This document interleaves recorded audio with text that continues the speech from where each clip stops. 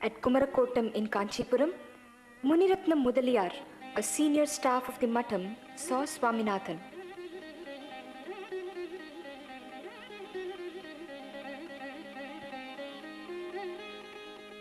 He asked him to accompany him immediately in a fast-moving cart to Kalavai and arranged another cart for the family.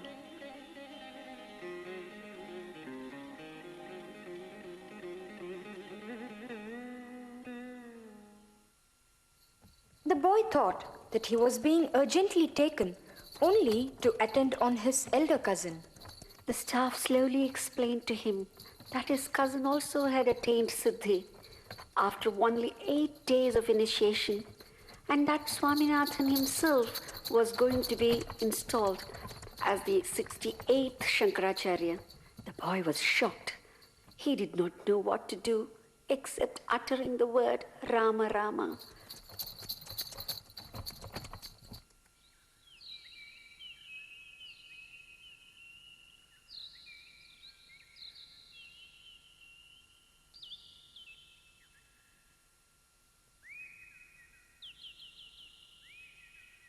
When he stood before the Adhishtanam of the 66th Shankaracharya, Swaminathan felt an inexplicable tranquility descending on him.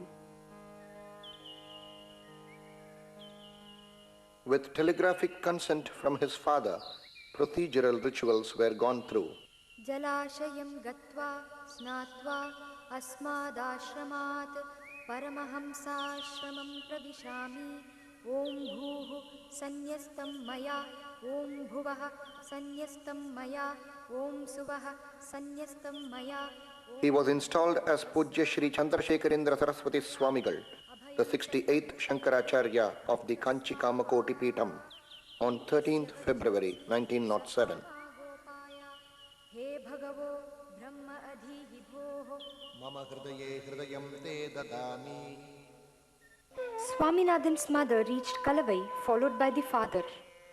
Finding their beloved son turned into an ascetic at a tender age of 13, the parents stood stunned. But the charming sannyasi requested them to permit him to assume his new responsibility, which was obviously God's will. They never met him afterwards.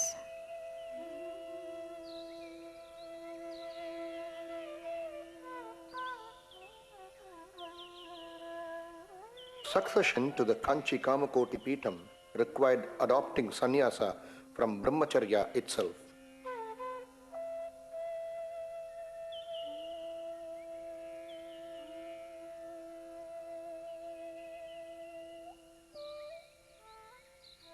On 9th May 1907, a grand spiritual coronation of the new Acharya was celebrated at Kumbakonam. After Abhisheka with waters from holy rivers, the young Acharya sat on the sacred silver throne and received homage from devotees. Then he worshipped at some temples. The first priority for the Acharya was learning the Vedas, Shastras, and various classics from scholars.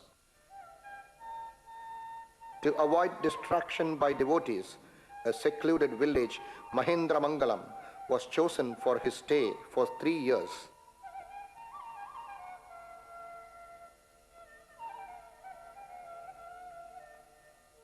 It became a pilgrimage for the great scholar teachers who were astounded by the extraordinary grasping power of the faint student.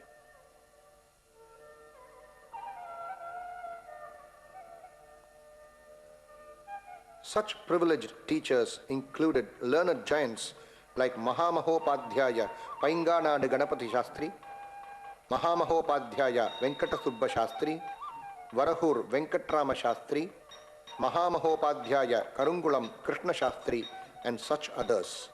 With his love for the rich traditions of Tamil language, the Acharya studied its grammar and literature. Additionally, he was learning English, French, and Marathi languages on his own. With his deep interest in arts, particularly music, he enjoyed discussing its nuances. He was good in singing and playing veena. He often went to the small islands in the middle of the river and blissfully contemplated on nature's beauty, which were photographed by a disciple under his supervision. His interests included history, epigraphy, archaeology, astronomy, and sculpture. He used to visit Gangaikonda Cholapuram and study the sculptures and inscriptions. When he returned to Kumbakonam, he was fully equipped with knowledge needed for his high position as the head of an ancient spiritual organization.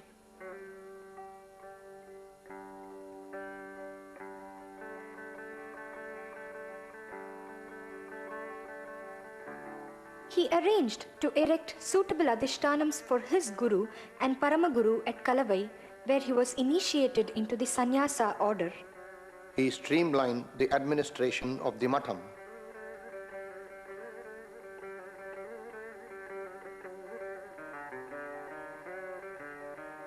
Even at 23, he loved academic discussions with pursuit of knowledge. He convened a Vidvat Sadas and conferred titles on scholars. He arranged essay competitions on Dharma for students. Deserving students were given scholarships. He also arranged for the publication of the history of the Matham in various languages.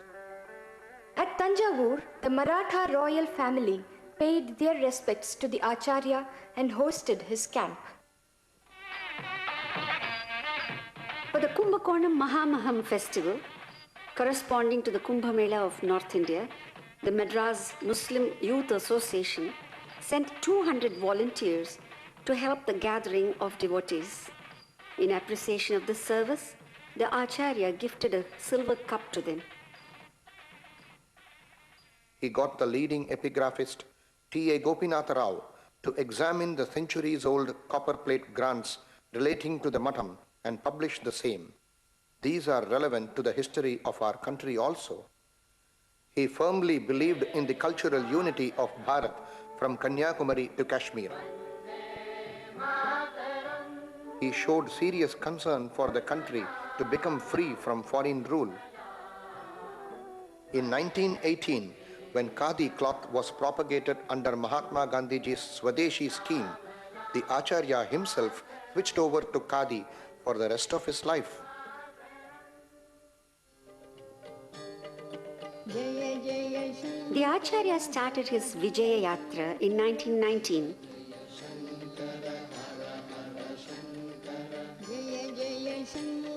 He travelled initially in a simple palanquin. Later, he switched over to Padayatra totally till the end of his life.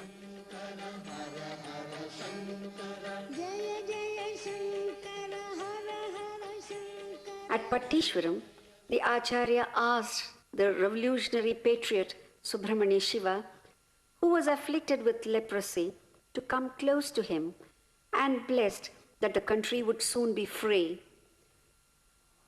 For going to Rameshwaram temple, he dared to cross the 3 kilometers long rail bridge by foot. There was no road bridge at that time.